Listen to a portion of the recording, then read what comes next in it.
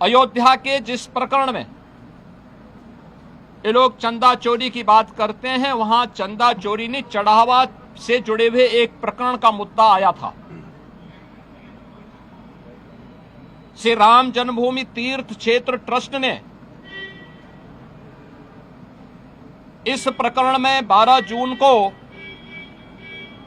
उत्तर प्रदेश सरकार को एक पत्र लिखा कि कतिपय समाचार पत्रों और मीडिया में इस प्रकार की सूचनाएं आई हैं और हम चाहते हैं कि इस प्रकरण की एक एसआईटी बनाकर के जांच करवा दी जाए।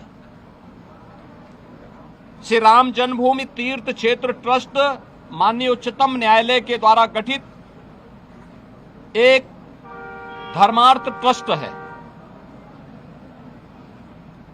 राज्य सरकार इस मामले में कोई हस्तक्षेप बिना ट्रस्ट के आग्रह पर या माननीय न्यायालय के आदेश के बगैर कोई भी निर्णय नहीं ले सकती थी। ट्रस्ट ने अपील की, अनुरोध किया। राज्य सरकार ने 13 जून को स्वयं उनके अनुरोध के क्रम में एक एसआईटी गठित कर दी, जिसमें सचिव स्तर के एक सीनियर अधिकारी को एसआईटी का अध्यक्ष, आईजी रैंक के एक अधिकारी को उसका सदस्य और वित्तीय मामलों के विशेषज्ञ एक स्पेशल सेक्रेटरी रैंक के अधिकारी को उसका सदस्य बना करके इस एसआईटी को काम दिया गया कि वह अपनी रिपोर्ट उपलब्ध करवाएं, जिससे हम ट्रस्ट को इसके लिए आगे की कार्रवाई के लिए कह सकें। 15 जून से कार्य प्रारंभ किया। इस पूरे प्रकरण में एसआईटी ने अपनी कार्रवाई प्रारंभ की और 23 जून को उन्होंने अपनी पहली अंतरिम रिपोर्ट प्रस्तुत की। 23 जून की अपनी रिपोर्ट के बाद जो रिपोर्ट एसआईटी ने उपलब्ध करवाई, उस रिपोर्ट के क्रम में उत्तर प्रदेश सरकार ने ट्रस्ट को उसकी सिफारिशों को उपलब्ध करवाया और ट्रस्ट ने 25 जून को इस पर एफआईआर लॉन्च करवाया।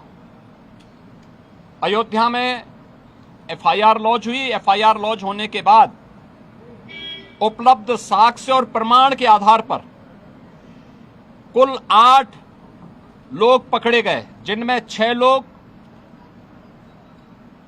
चढ़ावे से जुड़ी हुई धनराशि में चोरी करते हुए या धनराशि को इधर उधर करते हुए देखे गए। उस आधार पर कार्रवाई हुई। 2 लोग इस पूरे प्रकरण में जिनकी जिम्मेदारी थी, उन लोगों को और उसके साथ जोड़ करके यह 8 लोगों की गिरफ्तारी हुई।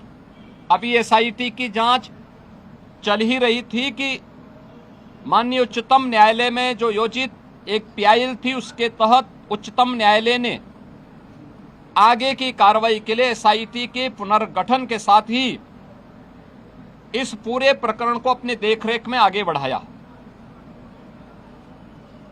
इस मामले में किसी भी साधु संत का कोई संलिप्तता प्रारंभिक जांच में एसआईटी की प्रारंभिक रिपोर्ट में कहीं भी नहीं पाया गया।